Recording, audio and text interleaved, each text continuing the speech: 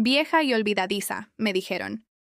Así que memoricé cada número de su cuenta bancaria y transferí 4 millones de euros lejos de sus manos. Mi propio hijo jamás imaginó que su madre senil podía recordar tanto. Hoy, voy a contarte algo que nunca pensé que contaría. Y si tú, por un segundo, sientes que esto te parece familiar, solo pido que dejes un like y te suscribas. Me va a ayudar a continuar desabafando. Mi nombre es Aurora del Río. Tengo 70 años, cabello blanco que se niega a mantener la forma que el peluquero le da cada mes, y manos arrugadas que han trabajado más de lo que cualquier madre debería trabajar en una vida. Vivo en Guadalajara, en una casa de adobe con patio central que compré hace 40 años, cuando aún creía que el amor de un hijo era incondicional y eterno.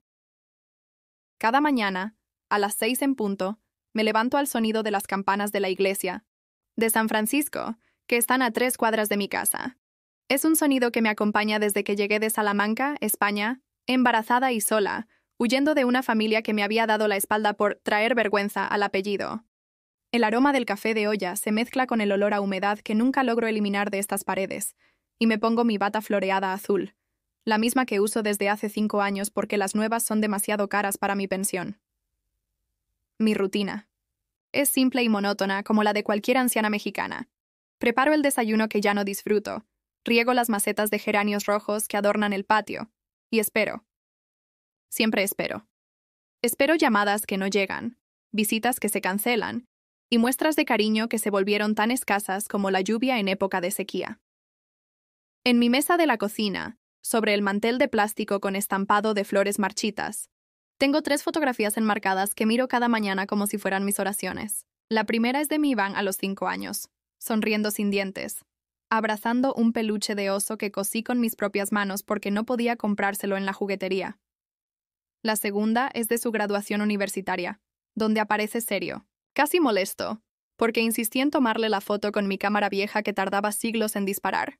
La tercera es de su boda, donde yo aparezco al fondo, casi fuera del encuadre, usando un vestido prestado porque el que tenía no era apropiado para la ocasión, según su esposa Leticia.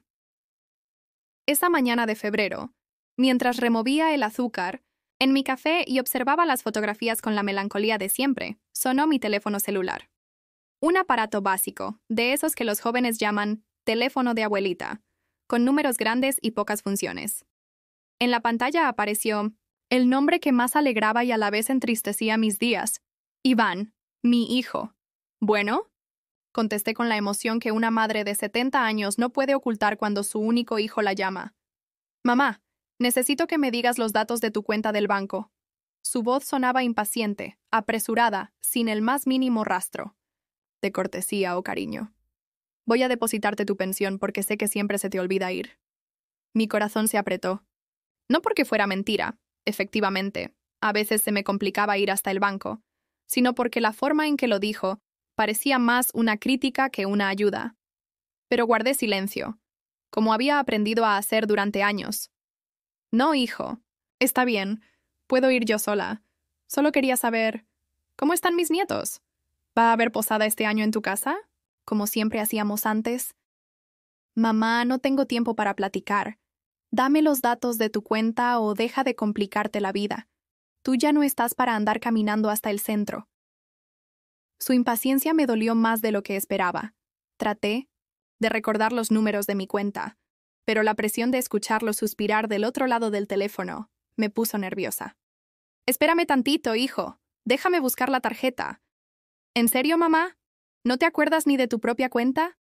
Su tono se volvió más duro, más frío. ¿Sabes qué? Ya no estás para manejar tu dinero. Deberías darme todas tus contraseñas. Eres un peligro con las finanzas, mamá. Vieja y olvidadiza. Esas 3 palabras me atravesaron como cuchillos. Vieja y olvidadiza. Escuché risas de fondo, voces que reconocí como las de Leticia y mis nietos. Estaban riéndose, de mí, en el altavoz. Mi garganta se cerró. Las manos comenzaron a temblarme de una forma que no tenía que ver con la edad, sino con la humillación. Balbuceé una disculpa y colgué el teléfono sin darle los datos que me pidió. Me quedé sentada en mi silla de plástico verde, mirando las fotografías sobre la mesa, pero ahora se veían diferentes. El niño sonriente de 5 años parecía burlarse de mí. El joven graduado parecía avergonzarse de mí. El novio de la boda parecía ignorarme, igual que ahora. Caminé hasta mi recámara con pasos lentos y pesados. Abrí el cajón de mi buró y saqué una libreta vieja con tapas, de cuero desgastado. En esa libreta, con mi letra temblorosa pero aún legible, tenía anotados todos mis números, importantes. Mi cuenta del banco local donde recibía la pensión, pero también otros números, números que Iván no conocía. Números de una cuenta en Madrid que había mantenido en secreto durante 20 años. 4 millones de euros que había ahorrado grain by grain, peso by peso, vendiendo las joyas que traje de España, trabajando de costurera por las tardes, haciendo dulces tradicionales para vender en el mercado, cuidando niños de vecinas cuando mi propio hijo ya no me necesitaba. Dinero que guardé, pensando en dejárselo a Iván cuando yo muriera. Dinero que él creía que no existía porque para él yo era solo una vieja olvidadiza sin valor. Esa noche no pude dormir. Me quedé despierta mirando el techo de mi recámara, escuchando el tic-tac del reloj de pared que compramos juntos cuando Iván tenía 15 años y me acompañaba a la tienda de antigüedades. Recordé todas las veces que él había dicho, «Cuando sea grande, tú no vas a volver a preocuparte por el dinero, mamá». Recordé todas las promesas, todos los abrazos, todos los te amo que ahora sonaban a mentira. Al amanecer, mientras las campanas de San Francisco anunciaban un nuevo día, tomé una decisión que cambiaría todo para siempre. Si Iván pensaba que era una vieja olvidadiza, le iba a demostrar exactamente qué tan buena memoria tenía. Los días siguientes a esa llamada humillante se me hicieron eternos. Cada vez que miraba mi teléfono esperando una disculpa que nunca llegó, recordaba todo lo que había sacrificado por ese hijo que ahora me trataba como un estorbo. ¿Sacrificado? Esa palabra se quedaba corta para describir lo que viví desde 1901 que Iván nació. Llegué a México en 1983, embarazada de 7 meses, con una maleta de cartón y $500 que me había dado mi hermana Carmen a escondidas de mis padres. En Salamanca me habían cerrado las puertas por quedar embarazada sin estar casada. «Eres una vergüenza para la familia del Río», me gritó mi padre el día que le confesé mi condición. Mi madre, que siempre fue más compasiva, lloró en 1906. Silencio, pero no se atrevió a contradecirlo. El padre de Iván era un músico español que tocaba guitarra en bares de tapas. Se llamaba Roberto y tenía unos ojos verdes que me enamoraron como tonta. Me prometió que nos iríamos juntos a América, que formaríamos una familia, que sus canciones nos harían ricos. Pero cuando supo del embarazo, desapareció como humo. Años después me enteré de que había muerto atropellado en Madrid, dejando solo deudas y una guitarra rota que nadie quiso heredar. Los primeros años en Guadalajara fueron de una dureza que aún me duele recordar. Vivía en una vecindad en el barrio de Analco, en un cuarto de 3 por 3 metros que compartía con una familia michoacana que me cobró la mitad de su renta a cambio de cuidar a sus hijos mientras ellos trabajaban. Iván dormía en una caja de cartón forrada con las pocas mantitas que había traído de España. Yo dormía en el suelo, sobre periódicos, para que él estuviera más cómodo. Trabajé en lo que pude encontrar. De madrugada limpiaba oficinas en el centro de la ciudad, cargando a Iván en brazos porque no tenía con quién dejarlo. A las 8 de la mañana llegaba corriendo a la casa para darle de comer y prepararlo para quedarse con la señora Remedios, una anciana tapatía que me cobraba 20 pesos al día por cuidarlo. Luego me iba a trabajar a una lavandería industrial hasta las 6 de la tarde, con las manos destrozadas por el detergente y la ropa siempre húmeda de tanto vapor. Por las noches, cuando Iván ya estaba dormido, cosía a mano la ropa de familias ricas de Zapopan. Me quedaba despierta hasta las 3 de la madrugada zurciendo vestidos de fiesta y camisas de seda que costaban más que mi sueldo de un mes. Mis dedos sangraban de tanto picar con la aguja, pero cada peso que ganaba lo guardaba religiosamente en una lata de galletas que escondía debajo del colchón. Durante años, mi comida fue lo que sobraba después de alimentar a Iván. Frijoles. Refritos sin aceite, tortillas duras de días anteriores, atole de avena aguado que hacía rendir para las 2 comidas del día. Recuerdo perfectamente el sabor de la sal mezclada con lágrimas cuando comía sola, después de ver a mi hijo dormir con la pancita llena. Cuando Iván cumplió 6 años, logré ahorrar lo suficiente para el enganche de esta casita donde ahora vivo. Era una ruina entonces, paredes agrietadas, techo de lámina oxidada, patio lleno de escombros y hierbas. Pero tenía 2 recámaras y una cocina separada. Para nosotros era un palacio. Con mis propias manos reparé cada grieta, pinté cada pared, planté cada planta del patio. Iván me ayudaba mezclando cemento en una cubeta de plástico, sus manitas pequeñas manchadas de cal, riéndose cuando yo me embarraba accidentalmente la cara. «Mami, pareces fantasma», me decía, y los dos nos reíamos hasta que nos dolía el estómago. Esos fueron los años más duros, pero también los más bonitos. Iván me acompañaba a todos lados porque no podía pagar cuidadoras profesionales. Me esperaba sentadito en un rincón mientras yo trabajaba, dibujando en cuadernos viejos o jugando con carritos hechos de cajas de cerillas. Nunca se quejó. Nunca lloró por los juguetes que veía en las vitrinas y que sabía que no podíamos comprar. Cuando entró a la primaria, me prometí a mí misma que él tendría todo lo que yo no pude darle. Trabajé doble turno para pagarle la escuela privada, Colegio Cervantes, donde estudiaban los hijos de familias bien, de Guadalajara. Sus uniformes siempre estaban perfectamente planchados, sus útiles escolares eran nuevos cada año, y sus loncheras llevaban lo mejor que yo podía preparar con mis ingresos limitados. Recuerdo una ocasión cuando Iván tenía 8 años. Llegó de la escuela llorando porque sus compañeros se burlaron de sus zapatos.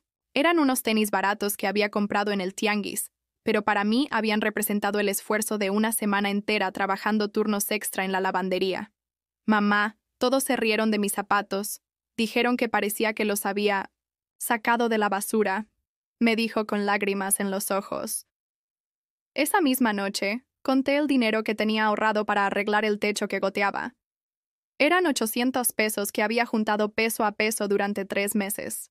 A la mañana siguiente fuimos juntos a una zapatería del centro y le compré unos Nike que costaban exactamente esos 800 pesos. ¿Y el techo, mami?, me preguntó cuando salimos de la tienda. El techo puede esperar, pero mi hijo no puede ir a la escuela sintiéndose menos que nadie, le respondí. Esa temporada de lluvias dormí con cubetas y trapos por toda la casa, recogiendo el agua que se filtraba. Pero Iván caminaba orgulloso con sus zapatos nuevos, y para mí eso valía más que tener un techo seco. La secundaria y la preparatoria fueron años de sacrificios aún mayores. Iván quería estudiar en los mejores colegios, tener la ropa de marca que usaban sus amigos, participar en viajes escolares a Estados Unidos que costaban lo que yo ganaba en 6 meses. Y yo, como madre tonta enamorada de su hijo, vendí hasta mi anillo de compromiso, lo único de valor que me había quedado de España, para que él pudiera ir de intercambio estudiantil a San Antonio, Texas. Gracias, mamá. Eres la mejor madre del mundo. Cuando sea grande te voy a comprar una casa enorme y nunca más vas a preocuparte por el dinero, me decía abrazándome cada vez que lograba darle algo que deseaba. Durante sus años universitarios, la cosa se puso peor. Estudió Administración de Empresas en el ITESO, una de las universidades privadas más caras de Guadalajara. La colegiatura mensual era de 18,000 pesos, más de lo que yo ganaba en un mes completo. Tuve que conseguir un tercer trabajo. Hacía tamales los fines de semana para vender en el mercado San Juan de Dios, levantándome a las 4 de la mañana para tener listos 50 tamales antes de las 8. Mis manos ya no eran las mismas. Los dedos se me hinchaban de tanto amasar masa y cargar ollas pesadas. La espalda me dolía constantemente por las horas encorvada cocinando. Pero cada que veía a Iván salir elegante para la universidad, con sus camisas planchadas y su mochila de cuero, sentía que todo valía la pena. Fue durante esos años cuando conoció a Leticia, una niña fresa de las Lomas, hija de un empresario dueño de varias ferreterías en Zapopan. Desde el primer día que la trajo a casa, supe que me veía como algo inferior. Su forma de saludarme, apenas rozando mi mejilla, como si tuviera miedo de contaminarse, la manera en que inspeccionaba mi casa con disimulo, sus comentarios sobre la decoración tan folclórica de mi sala. «Tu mamá es muy auténtica», le dijo a Iván pensando que yo no escuchaba, mientras tomaban refresco en el patio. El tono en que dijo «auténtica» sonaba como si hubiera querido decir otra cosa mucho menos amable. Pero Iván estaba enamorado, y yo había aprendido a tragarme las humillaciones con tal de verlo feliz. La boda fue mi primera gran decepción. Después de pagar toda su educación, después de sacrificar mi juventud y mi salud por darle lo mejor, descubrí que mi lugar en su nueva vida era marginal. «Mamá, Van a ser solo 150 invitados. La familia de Leticia es muy grande, ¿y tú? Bueno, tú solo eres tú, pero obviamente vas a estar en primera fila. Me dijo como si me estuviera haciendo un favor. Solo yo. Ni un primo lejano, ni una amiga cercana. Solo yo, en primera fila, viendo cómo mi hijo se casaba en una iglesia que costó más decorar que todo lo que había gastado en su educación. Durante el banquete, me sentaron en una mesa con desconocidos que me trataron con la cortesía fría que se les tiene a los parientes pobres. Mientras tanto, los padres de Leticia dieron un discurso largo y emotivo sobre recibir a Iván como el hijo que siempre quisieron tener. Yo no di ningún discurso. Nadie me pidió que lo hiciera. Esa noche, de regreso a mi casa, me quité el vestido prestado y me senté en mi cocina a contar el dinero que me quedaba después de pagar. Mi parte de la boda. 37 pesos. 37 pesos después de 25 años de sacrificio. Pero me consolé pensando que ahora que Iván tenía trabajo y estaba casado, finalmente tendría tiempo para mí. Finalmente podría descansar. Finalmente mi hijo me visitaría por gusto y no por necesidad. Qué equivocada estaba. Después de la boda, las cosas cambiaron de una forma que no esperaba. No de golpe, sino poco a poco, como cuando una planta se marchita. Al principio no lo notas, pero un día te das cuenta de que ya no queda nada verde. Los primeros meses fueron normales. Iván me llamaba cada semana, me visitaba los domingos, después de misa. Leticia venía con él, siempre con esa sonrisa forzada que conocen bien las mujeres que hemos tenido que soportar nueras que nos toleran pero no nos quieren. Pero después llegaron los nietos. Primero Sebastián, luego Valentina, y con ellos, las excusas. Mamá, ya sabes cómo están los bebés. No podemos ir este domingo. Sebastián está con fiebre y Leticia no se siente cómoda llevándolo a tu casa. Ya sabes, con la humedad y todo eso. Mi casa, que durante años había sido suficientemente buena para criar a Iván, de repente tenía demasiada humedad para mis nietos. ¿Por qué no vienes tú mejor acá, mamá? Pero no te quedes mucho tiempo porque los niños necesitan su rutina. Las visitas se convirtieron en citas programadas. 1 hora, máximo 2, como una consulta médica. Llegaba puntual a las 3 de la tarde. Me sentaba en la sala de su casa en Zapopan, una residencia con jardines perfectos y vigilancia privada. Cargaba a mis nietos unos minutos mientras Leticia me vigilaba como halcón, para asegurarse de que no los malcriara. Y a las 5 en punto recibía las señales de que ya era hora de irme. Ay, Aurora, ya sabes cómo se ponen los niños si se desvela su horario, me decía Leticia mirando el reloj de pared como si fuera una bomba de tiempo. Mis cumpleaños comenzaron a pasar desapercibidos. El primero después de la boda, el 15 de septiembre, esperé todo el día una llamada. Preparé café de más pensando que vendrían a visitarme. A las 9 de la noche, cuando ya había guardado las tazas extra, sonó el teléfono. ¡Ay, mamá! Se me pasó completamente tu cumpleaños. Es que con los niños pequeños se me va el tiempo volando. Te compenso la próxima semana, ¿sí? La próxima semana nunca llegó. El segundo cumpleaños ni siquiera recibí llamada. Fue Sebastián, mi nieto mayor, quien me felicitó 3 días después cuando lo vi en una de mis visitas programadas. Abuela, mi papá dice que se le olvidó tu cumpleaños porque está muy ocupado con el trabajo. 5 años. Se le olvidó mi cumpleaños 5 años seguidos. Pero lo que más me dolía no eran las fechas olvidadas, sino la forma en que me hablaba. Como si fuera una carga. Como si cada favor que me hacía fuera una imposición enorme en su vida exitosa. Mamá, ¿puedes hablar más rápido? Estoy en una junta importante. Mamá, no puedes llamarme a esta hora. Los niños están desayunando. Mamá, ¿no tienes nada más que hacer que llamarme por cada tontera? Una tarde de diciembre, 2 años después de esa llamada donde me dijo vieja y olvidadiza, decidí hacer algo que no había hecho en mucho tiempo. Revisar las cosas que tenía guardadas en mi recámara. Cajas y cajas de recuerdos que había acumulado durante décadas. En una caja de zapatos encontré algo que me paralizó. Todos los recibos de los pagos que había hecho durante los años universitarios de Iván. Colegiaturas, libros, gastos, de titulación, la fiesta de graduación. Todo meticulosamente guardado porque siempre fui cuidadosa con mis papeles.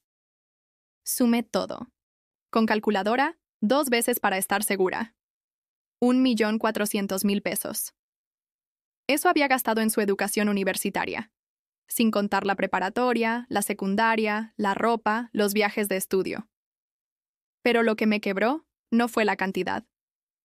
Fue encontrar en el fondo de la misma caja una carta que Iván me había escrito cuando tenía 20 años, después de que vendí mi anillo de compromiso para pagarle el viaje de intercambio a Texas. La carta decía: «Mamá, eres el ser humano más generoso que conozco.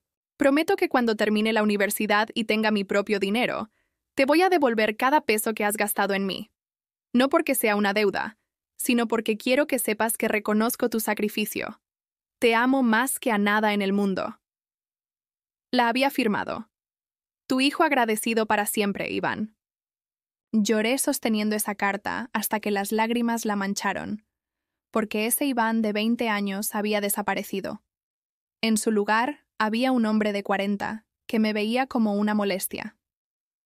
Esa misma semana pasé por el hospital para mis estudios anuales. A los 70 años, cualquier dolor se vuelve sospechoso. Cualquier cansancio puede ser señal de algo grave. El doctor Hernández, que me había atendido durante años, me pidió exámenes de sangre adicionales porque había detectado algo irregular en mi presión arterial. Señora Aurora, quiero que venga acompañada a la próxima consulta. Estos resultados requieren que hablemos con algún familiar cercano sobre su tratamiento. Llegué a casa y marqué el número de Iván inmediatamente. ¿Bueno? Hijo, necesito que me acompañes al doctor la próxima semana. Me pidieron que viniera con un familiar porque... ¿El doctor? ¿Estás grave? Por un momento, escuché preocupación genuina en su voz. Mi corazón se emocionó pensando que todavía le importaba. No sé, hijo, por eso necesito que vengas conmigo. Es el martes a las 10 de la mañana, en el consultorio del doctor Hernández. Ay, mamá, el martes tengo una presentación súper importante con unos inversionistas japoneses. ¿No puede ser otro día? Hijo, la cita ya está programada. El doctor específicamente me dijo que... ¿Sabes qué? Mejor pregúntale a Leticia si puede acompañarte. Ella no trabaja. Se escuchó la voz de Leticia gritando de fondo. Iván, no me metas en los pendientes de tu mamá. Yo tengo mis propias cosas que hacer. ¿Escuchaste, mamá? Leticia. También está ocupada. ¿No tienes alguna amiga que pueda ir contigo? Colgué sin responder. Me quedé sentada en mi cocina, mirando las mismas 3 fotografías de siempre, pero ahora se veían borrosas por las lágrimas que no podía controlar. ¿Qué? ¿Amigas? Había trabajado tanto durante tantos años que nunca tuve tiempo de cultivar amistades profundas. Mis compañeras de trabajo eran conocidas, no amigas íntimas. Mis vecinas eran cordiales, pero no del tipo de personas a quien le pides que te acompañen a citas médicas importantes. Fui sola a la consulta. El doctor Hernández, un hombre mayor que había visto crecer a mi hijo desde pequeño, me preguntó: ¿Y su hijo, señora Aurora? Le pedí específicamente que viniera acompañada. Está muy ocupado con el trabajo, doctor. Vi su expresión. Cambiar. Una mezcla de decepción y comprensión que me avergonzó más que cualquier regaño. Entiendo. Fue todo lo que dijo. Los resultados no eran graves, gracias a Dios. Presión alta controlable con medicamento. Pero durante esa consulta solitaria entendí algo que me golpeó como una bofetada. Para mi hijo, yo ya no era prioritaria ni siquiera cuando se trataba de mi salud. Una semana después, me enteré por casualidad de algo que me destrozó completamente. Estaba haciendo fila en el banco para cobrar mi pensión cuando escuché a 2 mujeres detrás de mí comentando sobre una fiesta que habían visto en redes sociales. Una de ellas mencionó el nombre de Leticia y automáticamente puse atención. ¡Ay, qué fiesta tan elegante hicieron los Morales para el cumpleaños número 40 de su yerno! Mariachi, decoración preciosa, catering de la hacienda de los Timocentos Morales. Debió haber costado una fortuna. Sí, vi las fotos. Había como 200 personas. Hasta vinieron familiares de España, ¿no? Mi mundo se detuvo. El cumpleaños número 40 de Iván había sido hace 2 meses. Yo no sabía nada de ninguna fiesta. Cuando llegué a casa, con manos temblorosas, busqué en Facebook el perfil de Leticia. Ahí estaban todas las fotos. Iván cortando un pastel enorme, rodeado de amigos, colegas, familiares de ambos lados. Mariachis tocando las mañanitas. Mesas decoradas con flores caras. Un discurso emotivo del padre de Leticia hablando sobre el hijo que siempre quisimos tener. Había un álbum completo con más de 100 fotografías. Busqué mi cara en cada una de ellas. No estaba en ninguna. No había sido invitada al cumpleaños. Número 40 de mi único hijo. Esa noche no pude dormir. Me quedé despierta en mi cama, mirando el techo, entendiendo finalmente la verdad que había estado evitando durante años. Para Iván, yo ya no existía como persona. Existía solo como fuente de culpa ocasional, como obligación social que cumplir cuando era absolutamente necesario. A las 3 de la mañana me levanté y caminé hasta la cocina. Saqué mi libreta de cuero del cajón y la abrí en la página donde tenía anotados los números de mi cuenta secreta en Madrid. 4 millones de euros que había acumulado durante 20 años vendiendo las joyas de mi familia española, ahorrando cada peso extra que conseguía, invirtiendo con la ayuda de Carmen, mi hermana, que trabajaba en un banco de Salamanca. Dinero que había guardado como herencia para mi hijo. Para el hombre que me había dicho, eres la mejor madre del mundo, y cuando sea grande nunca más te vas a preocupar por el dinero. Por primera vez en mi vida me pregunté si Iván se merecía esa herencia. Por primera vez en 70 años, me pregunté si yo merecía algo mejor. 3 días después de descubrir las fotos de la fiesta donde no fui invitada, tomé la decisión. Más difícil de mi vida. Le iba a decir no a mi hijo por primera vez en 70 años. La oportunidad llegó el jueves por la mañana. Sonó mi teléfono a las 8:30. Temprano para los estándares de Iván, que nunca me llamaba antes. De las 10. Mamá te habla rápido porque ando manejando. Necesito que me hagas un favor urgente. Ya no dijo, buenos días. Ya no preguntó cómo estaba. Directo al grano, como si yo fuera su secretaria personal. ¿Qué necesitas, hijo?, pregunté, pero esta vez mi voz sonaba diferente, más fría. Los niños salieron de vacaciones de la escuela y Leticia se va a Cancún con sus amigas. Necesito que te quedes con Sebastián y Valentina desde mañana hasta el domingo. Son solo 4 días, mamá. Ya sabes que eres la única en quien confío para cuidarlos. 4 días. Sin preguntarme si tenía planes, si me sentía bien, si podía hacerlo, solo dando por hecho que su madre, la vieja y olvidadiza, estaría disponible como siempre. No puedo, Iván. Silencio. Un silencio tan largo que pensé que se había cortado la llamada. ¿Cómo que no puedes? ¿Tienes algo más importante? ¿Qué hacer que cuidar a tus nietos? Su tono cambió completamente. Ya no era la voz cansada del hombre ocupado. Era la voz del niño berrinchudo que no acepta un no por respuesta. Tengo una cita médica importante el viernes, hijo. El doctor Hernández me pidió que regresara para unos estudios adicionales. Mentí. No tenía cita médica, pero necesitaba una excusa que él no pudiera atacar. ¿Y no puedes cambiar la cita? Mamá, Leticia ya pagó su viaje. Yo tengo compromisos de trabajo que no puedo cancelar. Tú eres la abuela. Es tu responsabilidad ayudar cuando te necesitamos. Es mi responsabilidad. Esas 4 palabras me dolieron más que cualquier insulto directo. No puedo, Iván. Lo siento. ¿Sabes qué, mamá? Cada vez estás más rara, más, no sé, más egoísta. Antes nunca me decías que no cuando se trataba de los niños. Egoísta. Después de 40 años de sacrificio, era egoísta por decir no una sola vez. Busca otra opción, hijo. Hay muchas niñeras profesionales.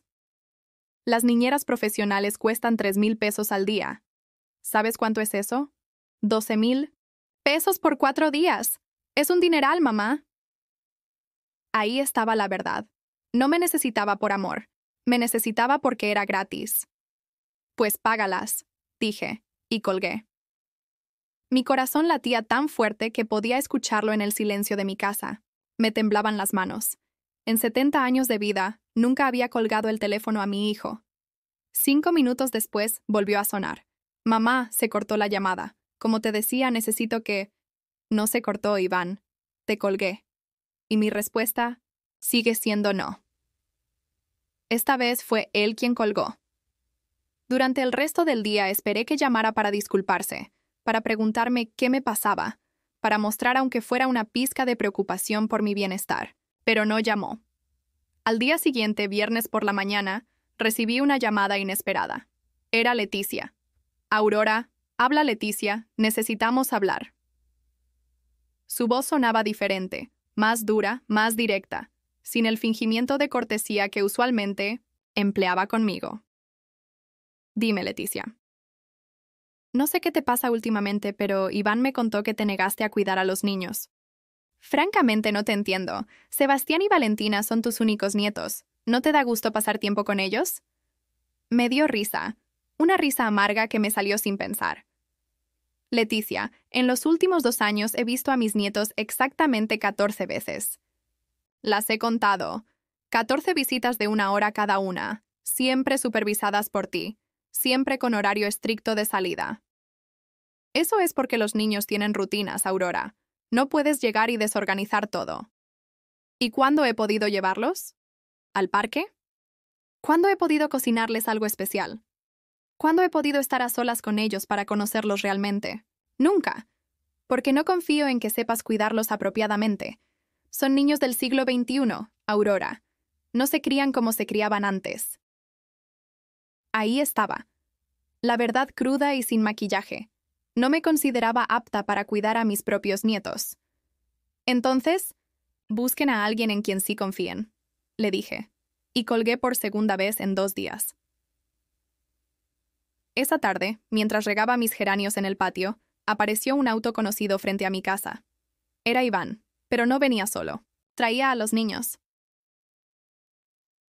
Sebastián, de 8 años, corrió hacia mí con esa energía que solo tienen los niños. Abuela Aurora, papá dice que nos vamos a quedar contigo este fin de semana. Mi corazón se partió. Iván estaba usando a los niños como herramienta de manipulación emocional. Hola, mi amor, le dije a Sebastián, abrazándolo fuerte. Luego miré a Valentina, de 5 años, que me saludó tímidamente desde atrás de su padre.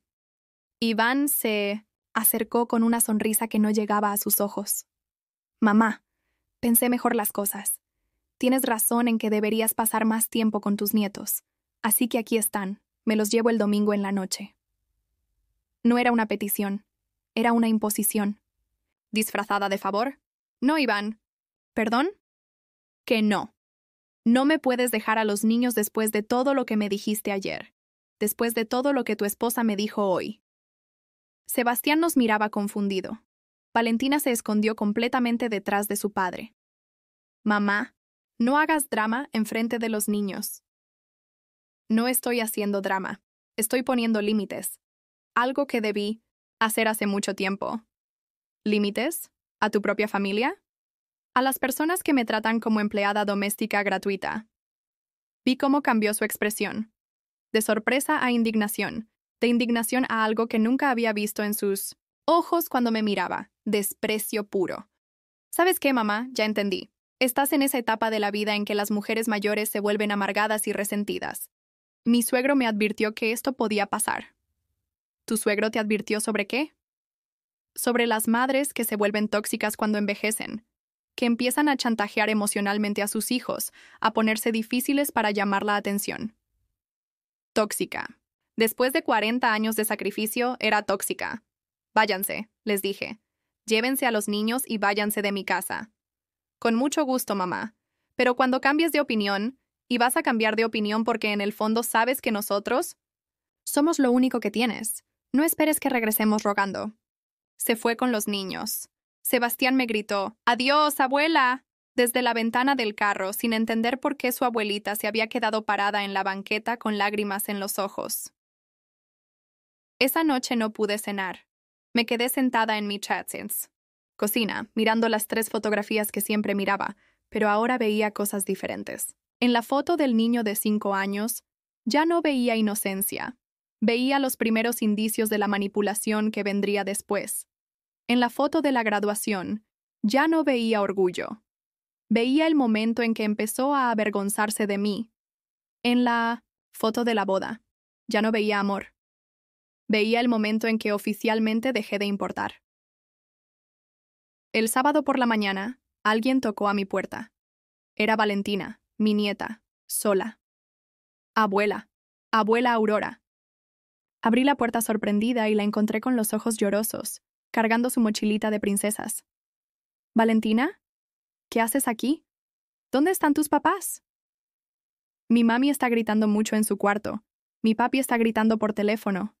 Sebastián está jugando videojuegos con audífonos para no escuchar. Yo me salí por la puerta de atrás y vine corriendo. Se había escapado. Una niña de 5 años había corrido sola por las calles de Zapopan para llegar a mi casa porque su hogar era un campo de batalla. La abracé fuerte y la llevé adentro. ¿Puedo quedarme contigo hoy, abuela? Solo hoy. Prometo que no voy a hacer ruido. Mi corazón se rompió en pedazos. Esa niña pequeña había caminado sola por la calle, algo peligrosísimo, porque prefería estar conmigo que en su casa llena de gritos. Claro que puedes quedarte, mi amor. Pero tengo que llamar a tus papás para avisarles dónde estás. ¿No me vas a regresar? No, hasta que tú quieras irte. Llamé a Iván, contestó al primer timbrazo. ¿Mamá? ¿Tienes a Valentina? Sí, está aquí conmigo. Gracias. Adiós. Llevamos 1 hora buscándola. Leticia está histérica. Vamos para allá inmediatamente. No vengan ahorita. La niña está alterada. Déjenla tranquilizarse primero. Mamá, no es tu decisión. Es mi hija. Es mi nieta. Y en este momento me necesita más a mí que a ustedes. No te atrevas a... Colgué. Por tercera vez en 1966, una semana. Valentina y yo pasamos la tarde más hermosa que había tenido en años. Le enseñé a hacer tortillas de harina. Se llenó las manos de masa y se rió como no la había visto reírse nunca. Jugamos lotería mexicana. Le conté cuentos de cuando su papá era pequeño. ¿Mi papá era buen niño, abuela? Era el mejor niño del mundo, le dije. Y por un momento recordé al Iván que solía abrazarme y decirme que era la mejor mamá del universo. ¿Y por qué ya no es bueno? No supe qué responderle, porque la verdad era demasiado complicada. Para una niña de 5 años. A las 6 de la tarde llegó Iván. Solo, sin Leticia. Mamá, vengo por Valentina. Pasa, hijo. Entró a mi casa por primera vez en meses. Se veía cansado, derrotado. Leticia e Iván estaban peleando muy feo, papá, le dijo Valentina. Por eso me vine con mi abuela. Vi cómo la cara de Iván se descompuso. ¿Escuchaste? ¿Todo? Valentina asintió. Mamá me gritó que por tu culpa ya no podía ir a Cancún. Y tú le gritaste que mi abuela siempre había sido una egoísta y que ya estabas harto de sus dramas. Iván me miró con vergüenza genuina por primera vez en años. Mamá, yo... Llévate a tu hija, Iván. Pero antes de irte, quiero que sepas algo. Esta fue la última vez que uso a mis nietos como armas en nuestros conflictos. La próxima vez que tengan problemas, resuélvanlos como adultos. Se fue sin decir nada más. Pero esa noche, por primera vez en décadas, dormí profundamente, porque por fin había entendido algo. El respeto no se mendiga, se exige. Y yo acababa de exigir el mío. Una semana después del incidente con Valentina, tomé la decisión más liberadora de mi vida. Me desperté un lunes por la mañana, y por primera vez en décadas, no pensé en Iván al abrir los ojos. Pensé en mí. Me vestí con cuidado.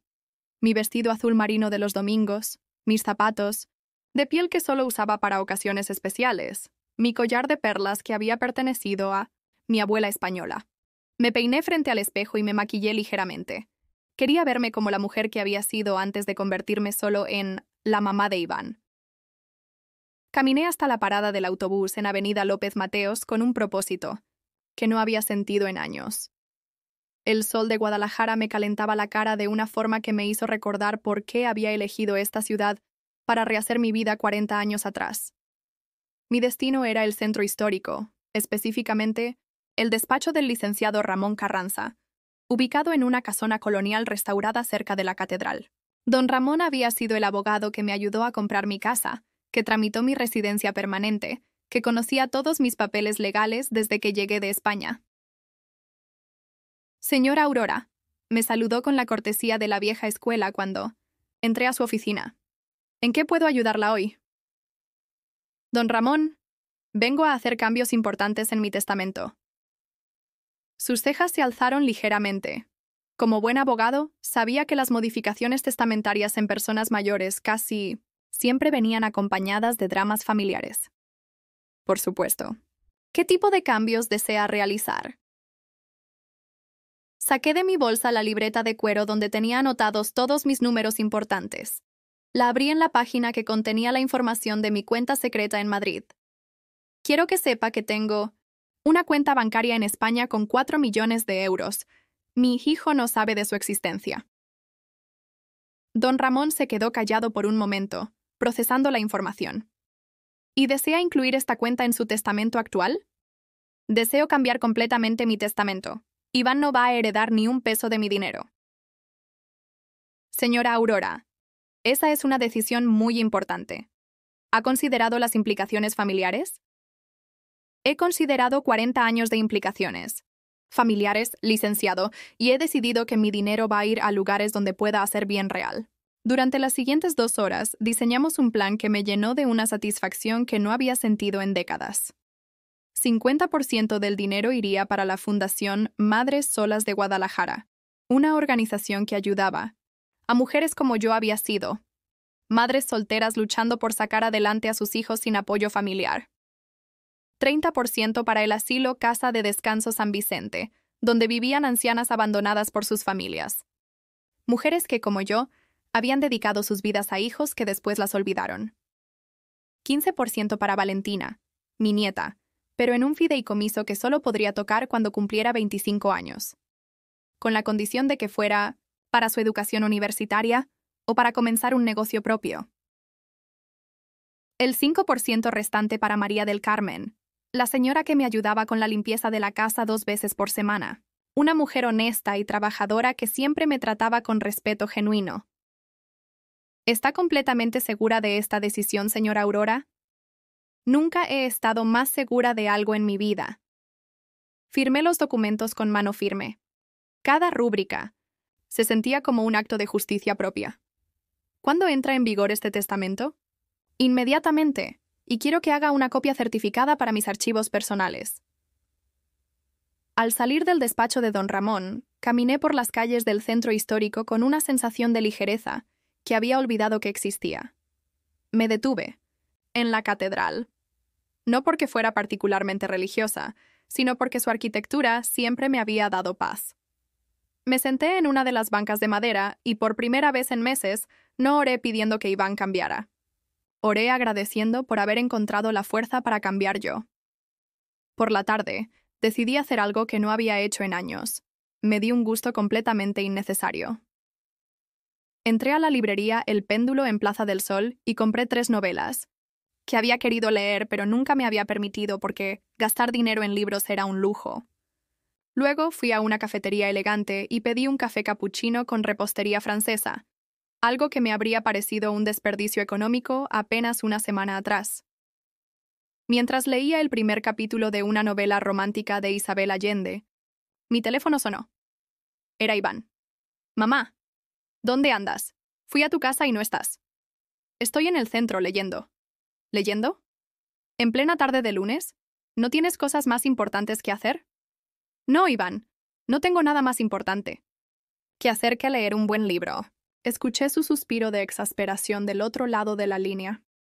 «Necesito que hablemos. Leticia dice que has estado muy rara últimamente. Estoy en Café Punta del Cielo, en Plaza del Sol. Si quieres hablar, puedes venir acá». «¿No puedes regresar a tu casa como persona normal?» «No. Si quieres hablar conmigo, me vienes a buscar aquí».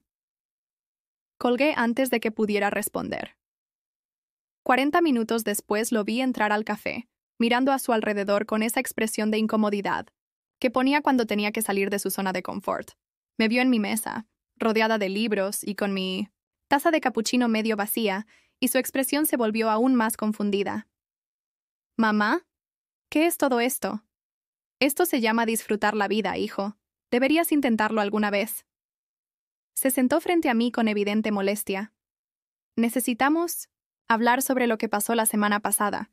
Leticia está muy molesta por cómo trataste a Valentina. ¿Cómo traté a Valentina? La traté con amor y cuidado cuando ella necesitaba refugio de los gritos en su casa. No fue tu lugar interferir en nuestros asuntos familiares. Valentina es mi nieta. Si está sufriendo, sí es mi lugar protegerla. Mamá, creo que ya es hora de que hablemos sobre algunas cosas importantes. Su tono cambió. Se volvió más serio, más paternalista. Leticia y yo hemos estado discutiendo tu comportamiento reciente. Creemos que necesitas ayuda. ¿Qué tipo de ayuda? Ayuda psicológica. O tal vez necesitas que alguien se haga cargo de tus finanzas, de tus decisiones importantes. Estás en una edad en que las personas mayores a veces pierden perspectiva. Ahí estaba. Lo que había estado temiendo desde hace meses. Querían declararme incapacitada mentalmente. ¿Estás tratando de quitarme mi autonomía? Estoy tratando de cuidarte, mamá, como tú me cuidaste a mí. Iván, tengo 70 años, no 90. Estoy en pleno uso de mis facultades mentales. Lo que pasa es que por primera vez en mi vida estoy tomando decisiones que no te convienen. Mamá, vendiste tu anillo de compromiso el mes pasado sin consultarme. Era verdad. Había vendido el último anillo valioso que me quedaba de España para tener efectivo extra. Pero no era por necesidad, era por independencia. Era mi anillo. No tengo que consultarte mis decisiones financieras. Pero si estás tomando decisiones irracionales con tu dinero, como familia tenemos derecho a intervenir. ¿Irracionales? ¿Comprarme libros y tomarme un café es irracional? No estoy hablando solo de esto, mamá. Estoy hablando de tu actitud general. Tu negativa a ayudarnos con los niños, tu manera de colgarnos el teléfono, tus arranques. Arranques. Esa fue la palabra que me quebró la paciencia. ¿Sabes qué, Iván? Tienes razón. Estoy teniendo arranques. Arranques de dignidad. Arranques de amor propio. Arranques de hartazgo después de 40 años de ser tu madre incondicional y recibir migajas de cariño a cambio. Su cara se puso roja. ¿Migajas? Mamá, nosotros te queremos, pero me quieren callada, disponible, invisible hasta que me necesiten. Me quieren como la abuelita perfecta que cuida niños gratis pero que no opina, no molesta, no tiene vida propia. Eso no es cierto. ¿Cuándo fue la última vez que me preguntaste cómo me siento? ¿Cuándo fue la última vez que me invitaste a comer por el simple gusto de pasar tiempo conmigo? ¿Cuándo fue la última vez que me trataste como persona y no como la empleada doméstica familiar? Se quedó callado porque sabíamos ambos que la respuesta era nunca. Mamá, si tanto te molesta nuestra relación, tal vez deberías considerar mudarte. Hay casas de retiro muy bonitas donde podrías estar con gente de tu edad. Casa de retiro, a los 70 años, con mi salud perfecta, solo porque había dejado de ser conveniente. ¿Sabes qué, Iván? Tienes razón.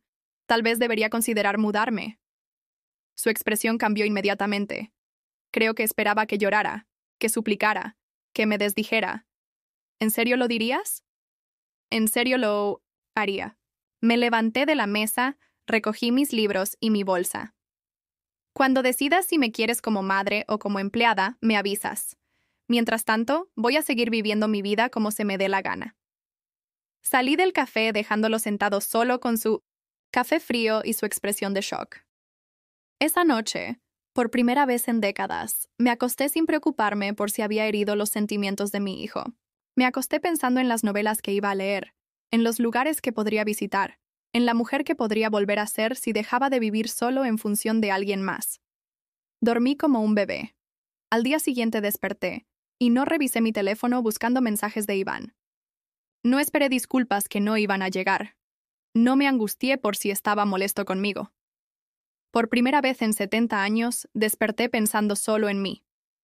3 semanas pasaron en completa calma. 3 semanas donde no recibí ni una sola llamada, de Iván o Leticia. Al principio pensé que era su manera de castigarme, pero pronto me di cuenta de que yo era la más beneficiada con ese silencio. Leí 4 novelas completas. Rediseñé mi jardín. Comencé clases de pintura en acuarela en la Casa de la Cultura de Guadalajara. Por primera vez en décadas, mi tiempo era completamente mío. Pero la calma se rompió un martes por la mañana de la manera más dramática posible. Sonó el timbre de mi casa a las 7 de la mañana. Desde la ventana vi el auto de Iván estacionado afuera, pero también otro carro que no reconocí. Cuando abrí la puerta, me encontré con una escena que me heló la sangre. Iván. Estaba parado en mi entrada, pero no solo. Lo acompañaba Leticia, sus padres, los señores Morales, y un hombre con traje y portafolio que claramente era abogado. «Buenos días, mamá», dijo Iván con una formalidad que me asustó más que si hubiera venido gritando. «¿Qué es esto? ¿Una emboscada?» «Es una intervención familiar», respondió don Eduardo Morales, el padre de Leticia, con la autoridad de alguien acostumbrado a que le obedezcan. «Necesitamos hablar contigo sobre tu comportamiento reciente y las decisiones irresponsables que has estado tomando». El hombre del traje se adelantó. «Señora del Río, soy el licenciado Herrera. Represento a la familia Morales del Río. Hemos venido a discutir algunas preocupaciones legales importantes». Me quedé parada en el marco de mi puerta, sin invitarlos a pasar. «No tengo nada que discutir con ustedes». «Mamá, sabemos lo del testamento», dijo Iván con voz quebrada. Don Ramón Carranza le informó a su pasante sobre el cambio y el pasante es primo de Leticia. «Sabemos que me quitaste de la herencia». Mi sangre se enfrió. La confidencialidad profesional aparentemente no aplicaba cuando había familia involucrada, en los bufetes de abogados pequeños. Ese es mi derecho, es mi dinero. No cuando estás tomando decisiones bajo influencia de deterioro mental. Intervino la señora Morales con una sonrisa falsa que no ocultaba su desprecio. ¿Deterioro mental? Aurora, dijo Leticia con un tono de falsa preocupación. Hemos estado documentando tu comportamiento errático durante las últimas semanas. Los arranques de ira, las decisiones financieras impulsivas, el aislamiento social, todos son síntomas de demencia senil temprana. Documentando. Habían estado construyendo un caso legal contra mí. Déjenme explicarles lo que va a pasar, continuó el licenciado Herrera. Vamos a solicitar una evaluación psicológica obligatoria para determinar tu capacidad mental. Si el resultado indica deterioro cognitivo, procederemos a nombrar a tu hijo como tu tutor legal. Tutor legal. Querían convertirme en una incapacitada mental para controlar mi dinero. Y mientras tanto, agregó don Eduardo, hemos encontrado una excelente residencia geriátrica en Zapopan. Lugar muy exclusivo, con atención médica las 24 horas. Podrás vivir cómodamente mientras nosotros nos hacemos cargo de tus finanzas. Todo estaba planeado. La evaluación psicológica, la residencia, el control total de mi vida y mi dinero. Me habían tendido una trampa perfecta. Fuera de mi casa, dije con voz temblorosa. Mamá, entiende que estamos haciendo esto por tu bien, dijo Iván, pero por primera vez en semanas escuché inseguridad en su voz. Tú nos criaste para cuidarte cuando fueras mayor. Esto es cuidarte. Esto es robarme. Nadie te está robando nada, dijo Leticia con paciencia exagerada. Solo queremos asegurar que tomes decisiones racionales con tu patrimonio. ¿Mi patrimonio? ¿Desde cuándo mi dinero es patrimonio familiar? Desde que decidiste dárselo a extraños en lugar de a tu propia sangre, explotó don Eduardo. ¿4 millones de euros para desconocidos mientras tu hijo lucha financieramente? Eso no es normal, señora. Ahí estaba la verdad. No les importaba mi bienestar mental. Les importaba mi dinero. Iván, dije mirando directamente a mi hijo, ¿tú sabías de este plan? Vi cómo evitó mi mirada.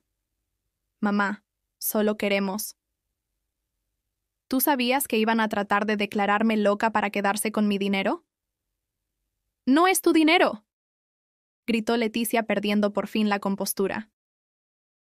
Ese dinero debería ser de tus nietos. Debería ser para la educación de Sebastián y Valentina, no para vagabundas y viejas desconocidas. Leticia, cálmate, le dijo su padre, pero el daño ya estaba hecho. Había mostrado su verdadero rostro. No, papá, ya estoy harta de fingir. Esta señora está loca si piensa que vamos a permitir que regale la herencia de nuestros hijos. Me dirigí hacia mi cocina y regresé con algo en las manos.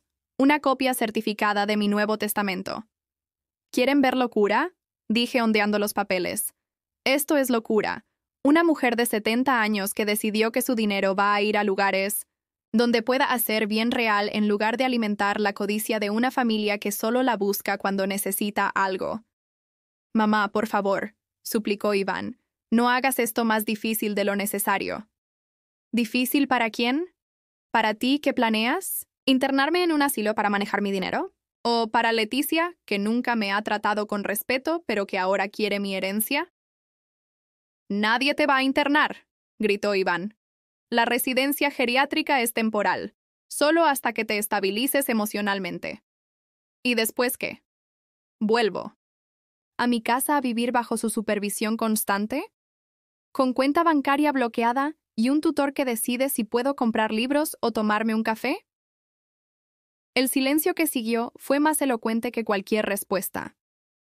Fue entonces cuando tomé la decisión más dramática de mi vida. Caminé hacia la chimenea de mi sala, una chimenea decorativa que nunca había usado pero que tenía cerillos para las velas, y encendí uno. ¿Qué estás haciendo?, preguntó el licenciado Herrera con alarma. Si van a declararme loca, dije sosteniendo el cerillo cerca del testamento, entonces voy a actuar como loca. ¡Mamá, no! Este testamento se va a quemar, y mañana mismo voy a ir con don Ramón a hacer uno nuevo, pero esta vez ni un centavo va a quedar para nadie que esté en esta sala. ¡Estás loca!, gritó Leticia. Exacto, estoy loca, y las locas hacen locuras, como donar todo su dinero a fundaciones benéficas antes de que sus familias codiciosas puedan robárselo. Acerqué el cerillo al papel. La esquina comenzó a quemarse. ¡Detente!, gritó don Eduardo. Eso es destrucción de documentos legales importantes. Es mi documento. Puedo quemarlo si quiero. Iván se acercó con las manos extendidas, como si estuviera tratando de calmar a una persona peligrosa. Mamá, déjame el papel. Vamos a hablar esto como familia. Sin abogados, sin planes, sin nada. Solo tú y yo. ¿Como familia? Me reí con amargura. ¿Ahora soy familia? Hace 3 semanas querías mandarme a una casa de retiro. Hace 1 hora querías declararme incapacitada. Mental. El papel se quemó completamente en mis manos. Las cenizas cayeron al suelo de mi sala como nieve gris. El licenciado Herrera miraba las cenizas con horror profesional. Señora del Río, usted acaba de destruir un documento testamentario válido. Esto puede ser interpretado como evidencia de deterioro mental severo. Perfecto, dije caminando hacia mi teléfono, porque ahora mismo voy a llamar a don Ramón para hacer un testamento completamente nuevo. Uno donde específicamente excluyo a cualquier persona que haya intentado declararme incompetente mental para robar mi dinero. Marqué el número de memoria mientras todos me miraban como si fuera a explotar. ¿Licenciado Carranza? Habla Aurora. Del Río. Necesito verlo hoy mismo para hacer un testamento completamente nuevo. ¿Puede recibirme en 1 hora? Perfecto. Colgué y los miré a todos. ¿Saben qué van a heredar ahora? Nada. Absolutamente nada. Mi dinero va a ir completo a fundaciones benéficas, con la instrucción específica de que jamás, bajo ninguna circunstancia, le den ayuda a ningún miembro de la familia del Río o Morales. Leticia comenzó a llorar, no de tristeza, sino de rabia pura. ¡No puedes hacernos esto! Los estoy protegiendo, dije con calma mortal. Si creen que estoy loca, entonces están mejor sin mi dinero loco, ¿no les parece? Uno por uno comenzaron a salir de mi casa. Primero el abogado, luego los señores Morales arrastrando a Leticia que seguía gritando insultos. Iván fue el último en irse. Se detuvo en el marco de la puerta y me miró con una expresión que no había visto desde que era niño. Miedo genuino. Mamá, esto no puede terminar así. Tienes razón, le dije. Puede terminar mucho peor. Cerré la puerta y me quedé sola en mi sala, rodeada de cenizas y silencio. Por primera vez en mi vida había ganado una guerra, y se sentía glorioso. Esa tarde, después de que don Ramón Certificara mi Nuevo Testamento donde excluí completamente a la familia del Río Morales. Hice algo que no había hecho en 40 años. Me fui de vacaciones. No planificadas, no organizadas, no consultadas con nadie. Simplemente hice una maleta con lo esencial, cerré mi casa y me subí al primer autobús que salía hacia Puerto Vallarta. Durante el viaje de 5 horas contemplé el paisaje de Jalisco desde la ventanilla del autobús, sintiendo una libertad que había olvidado que existía. Los agaves azules, los cerros áridos, los pueblitos coloniales que pasaban como en película. Cada kilómetro me alejaba no solo físicamente de Guadalajara, sino emocionalmente de 40 años de sacrificio no reconocido. Llegué a Puerto Vallarta cuando el sol comenzaba a ponerse sobre el Pacífico. Caminé por el malecón sin destino fijo, respirando el aire salado que me llenaba los pulmones de una manera que el aire de ciudad nunca había logrado. Me detuve frente al mar, y por primera vez en décadas, lloré.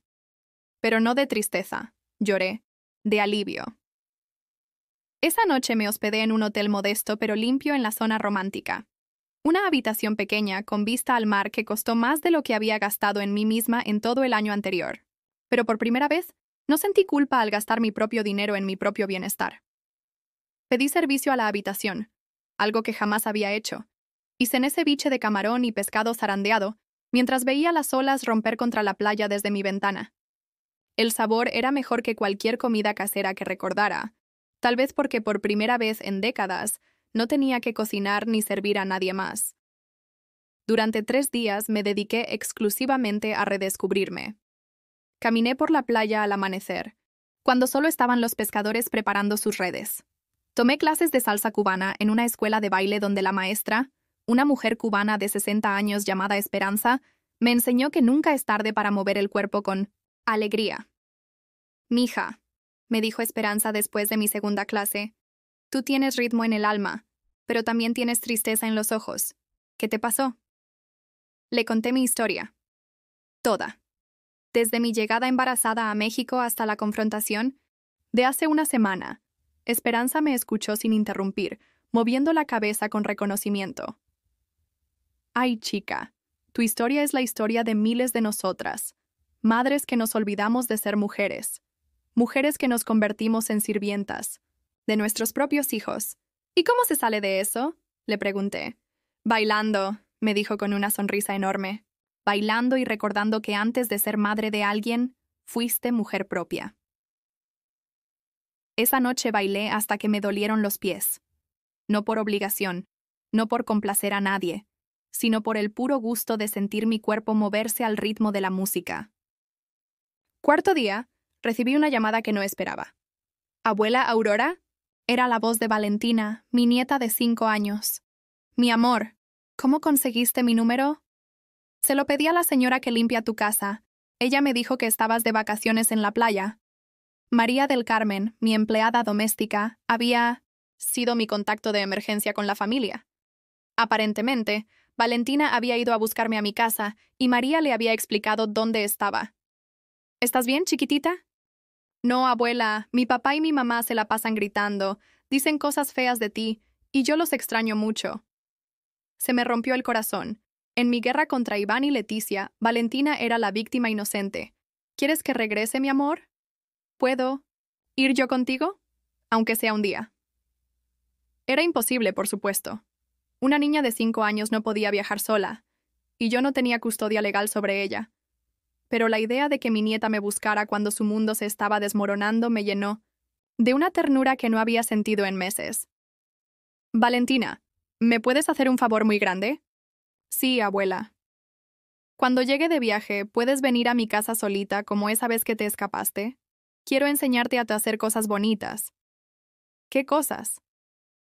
«Galletas con forma de corazón, y a pintar flores en acuarela, y a cuidar plantas en el jardín».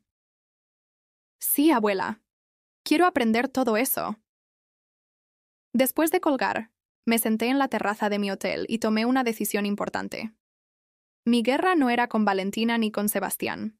Mi guerra era con los adultos que los estaban usando como armas emocionales. Al día siguiente regresé a Guadalajara, pero ya no era la misma mujer que se había ido. Había recuperado algo que creía perdido para siempre, mi identidad propia, mi Casa se sentía diferente cuando entré. Más espaciosa, más mía. María del Carmen había regado mis plantas y recogido el correo, pero más importante, había dejado un mensaje en mi mesa de cocina. Señora Aurora, vinieron varias veces a buscarla. El señor Iván se veía muy preocupado. También vino la niña Valentina 2 veces. Le dije que usted regresaría pronto y que no se preocupara. Preocupado. Era la primera vez en años que alguien me decía que Iván se había preocupado por mí. Esa misma tarde comencé a implementar cambios en mi casa que reflejaran mi nueva personalidad. Moví los muebles para crear un espacio de lectura junto a la ventana que daba al jardín. Coloqué mi caballete de acuarelas en el patio, donde la luz de la tarde era perfecta para pintar. Llené jarrones con flores frescas del mercado de San Juan de Dios. Por primera vez en décadas, decoré mi casa para mi propio gusto, no pensando en lo que opinaría Iván o Leticia si venían de visita. El sábado por la mañana, mientras pintaba unas bugambilias moradas en acuarela, escuché pasos pequeños en mi jardín. Me volví y vi a Valentina parada junto a la puerta del patio, mirándome con ojos enormes de curiosidad. «Abuela, ¿estás pintando?» «Mi amor, ¿cómo llegaste aquí?»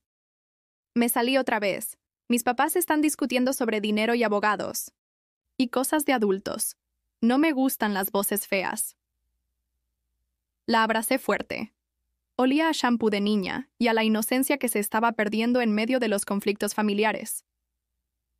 ¿Quieres ayudarme a pintar? Sus ojos se iluminaron de una manera que me recordó por qué valía la pena luchar por las cosas realmente importantes en la vida. Le preparé su propio pincel y un pequeño papel. Le enseñé a mezclar colores, a ver cómo el azul y el amarillo creaban verde, como el rojo y el blanco hacían rosa. Abuela, ¿por qué mis papás dicen que estás enojada con nosotros? La pregunta me partió el alma. Mi amor, yo no estoy enojada contigo ni con tu hermano. Nunca podría estar enojada con ustedes. ¿Pero sí estás enojada con mi papá?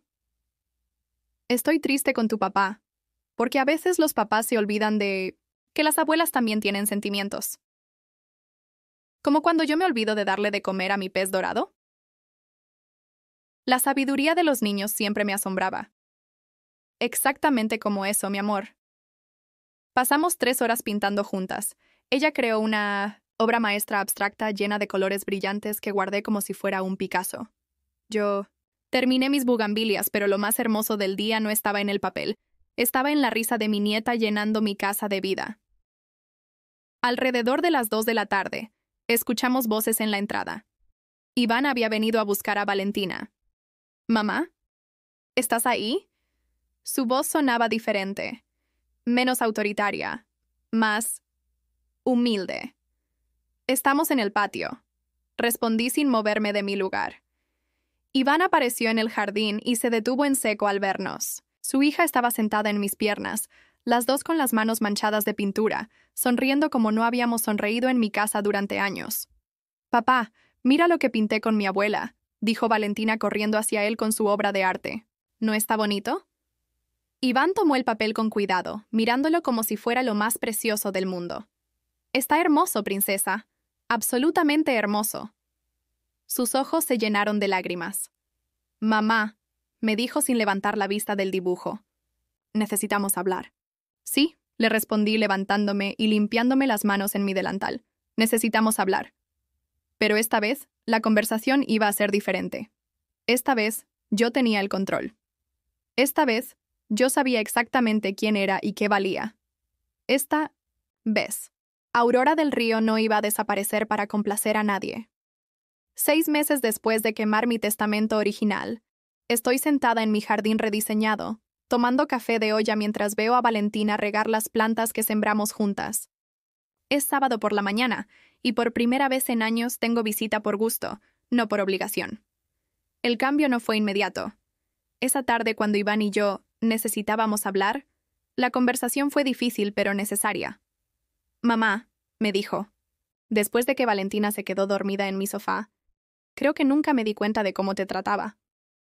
«No te diste cuenta porque nunca te importó darte cuenta», le respondí sin suavizar las palabras. Vi cómo mi honestidad lo golpeó como bofetada.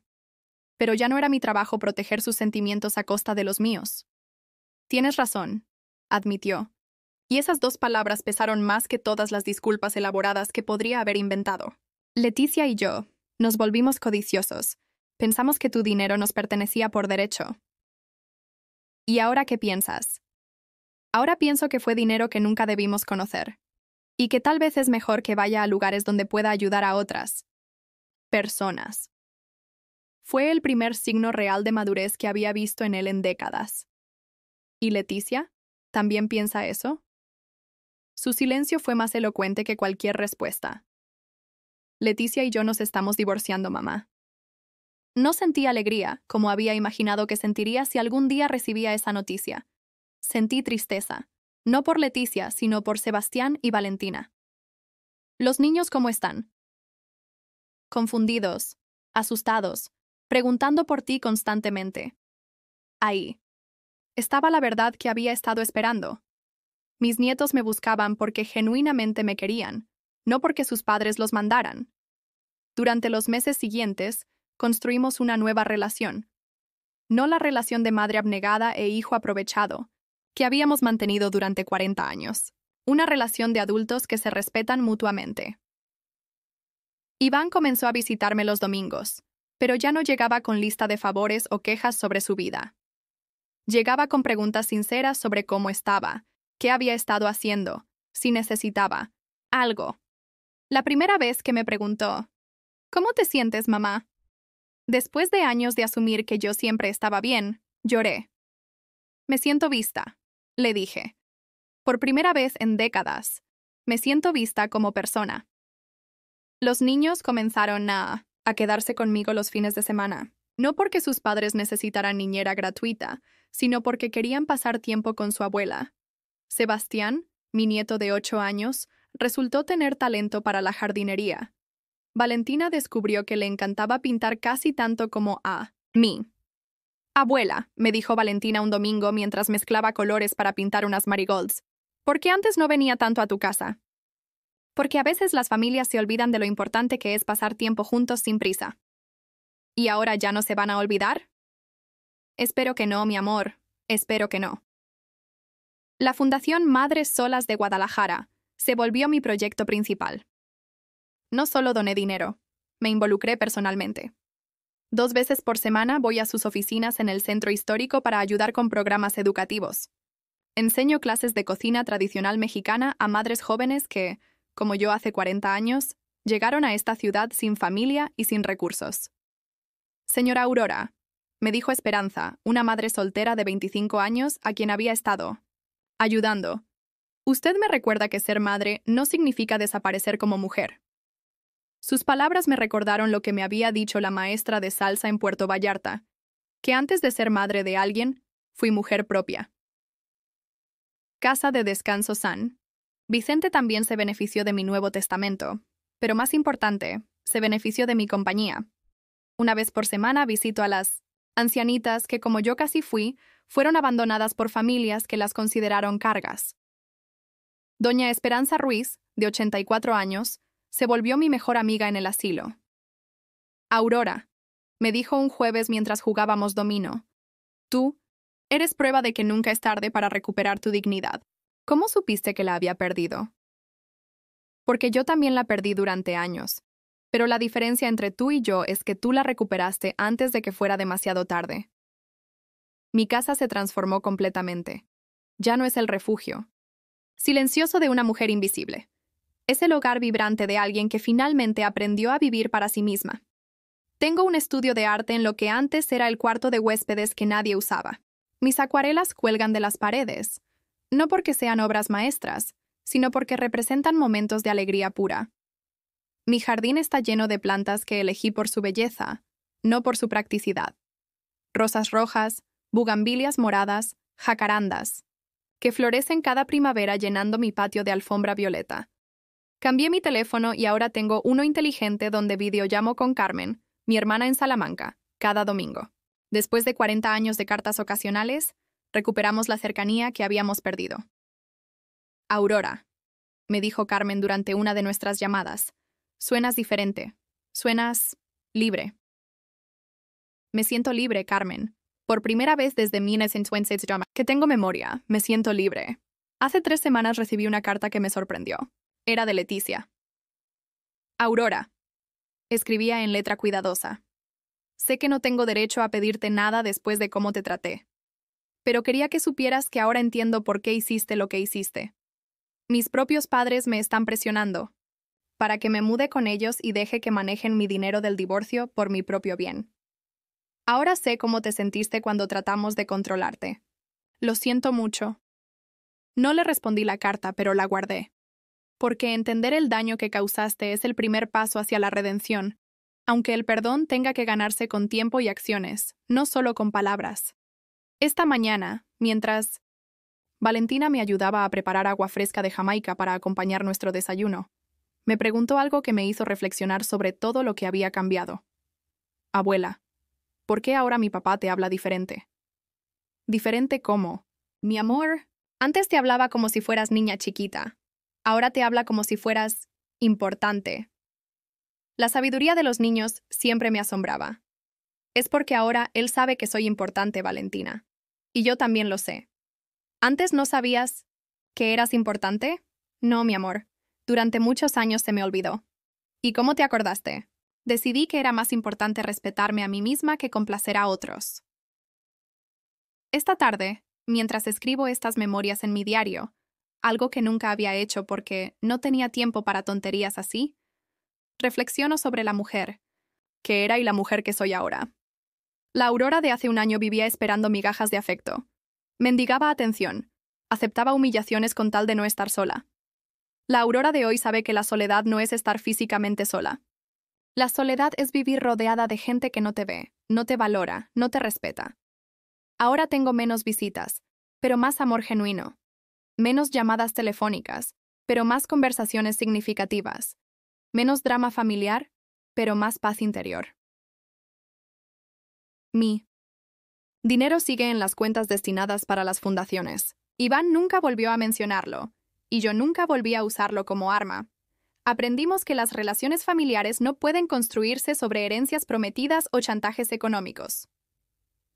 Se construyen sobre respeto mutuo, sobre tiempo compartido, con gusto, no por obligación, sobre conversaciones donde ambas personas importan igualmente.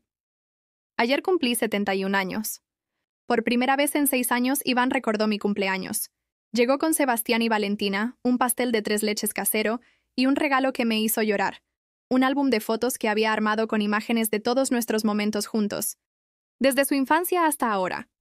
Para que nunca olvides todos los momentos bonitos que hemos compartido, me dijo, y para recordarme que quiero crear muchos más.